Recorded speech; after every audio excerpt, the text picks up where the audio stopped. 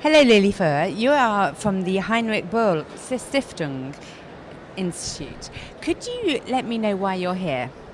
Well, we're here with the delegation of around 30 people, so our staff members from offices around the world and partners. We do work with civil society organizations. Climate change is just one of our issues. We also work on gender equity, peace and security, but also, for example, on extractive industries and natural resource governance, and that's one of the topics I'm here for as well.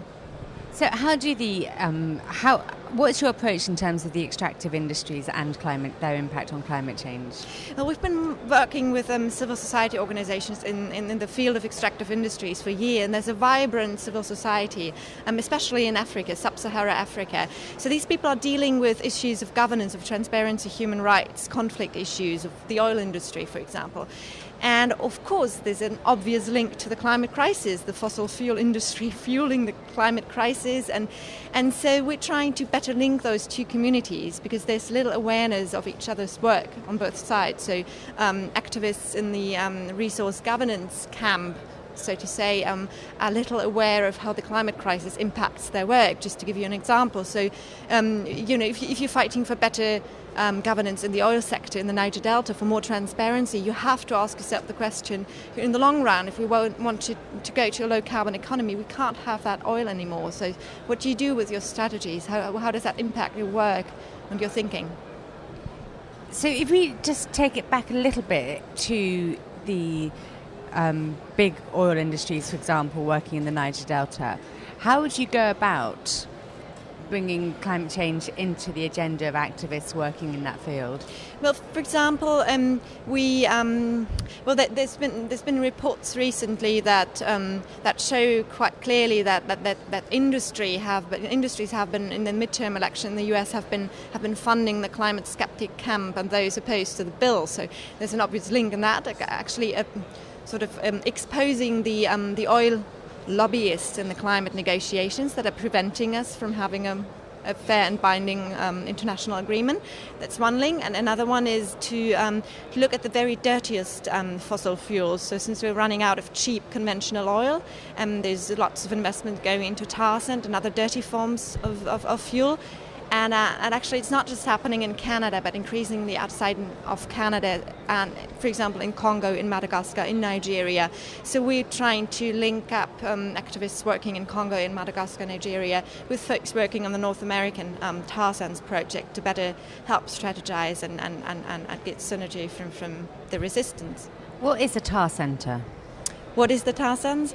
Well, it's the oil industry calls it oil sand. So it's bitumen. It's little drops of oil, but it's actually solid soil. And the whole extractive process takes up a lot of energy. You need steam and water, and you basically just dig up the complete earth. It's the extractive process in Canada. I mean, the destruction can be seen from space. And the production produces a lot of greenhouse gas emissions. They're very high carbon fuels, and the real problem is that by realizing there's little oil left, little cheap oil left, instead of just going for renewable energies, we're locking into a fossil system with the investments we're taking in the tar sands. Just one example of such a dirty fuel.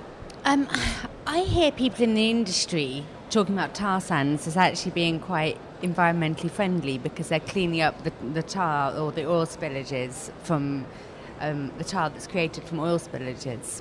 Have you heard that kind of line of reasoning? Oh yeah, I have. I mean, we do face these people, and there's actually a lot of lobbying going on around that.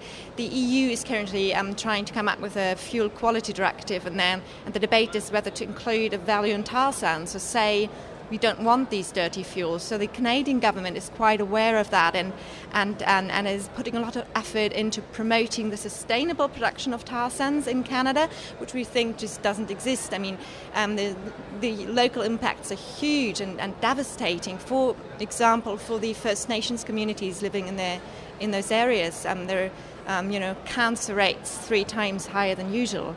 Water is polluted. Just because of the way that they take the oil back out of the sand? Yeah, because of the production process. Yeah. How does that relate to cancer? Well, it's because of the heavy metals involved in the process that then go into the drinking water and into the meat of the animals that they hunt. Okay, so it's on the agenda of lobbyists worldwide to get tar sands banned as a fuel. Is that right? Yeah, and also work on the infrastructure side. So there's a big U.S. campaign against the pipelines that are being built, because the U.S. is the biggest importer of tar sands from Canada. So there's a lot of work that needs to be done to prevent us from actually building the infrastructure needed. And in terms of BP and what happened in Mexico? Yeah, that's related in the sense that tar sands is just one example of these really marginal oil investments. So dirty, risky, expensive, environmentally harmful. So you can also look at it in a more broader perspective of, what wrong turns are we taking, and deep water drilling is a very risky area. So I'm quite encouraged that a few individuals like Madana Shiva, Nimel Bassi, Alberto Acosta have filed a lawsuit against BP at the Constitutional Court in Ecuador just recently. Okay, and how long do you think that will take to resolve? I'm sorry? How long will that take to resolve? It will probably take a long time, but just raising the issue and actually looking at it from that perspective, from a legal perspective, I think is very important for the debate. Yeah, it's important to get things onto a legal track rather than... Yeah. So what are you hoping to achieve while you're at the COP?